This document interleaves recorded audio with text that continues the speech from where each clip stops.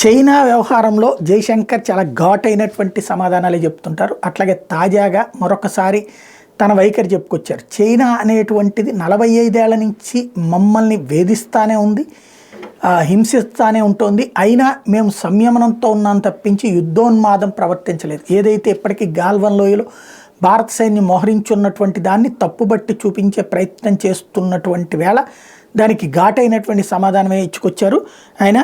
India's External Affairs Minister S. Jaishankar lashed out at China for violating long-standing written agreements with New Delhi and blamed it for the bloodshed at the borders in 2020, the first in more than 4 decades.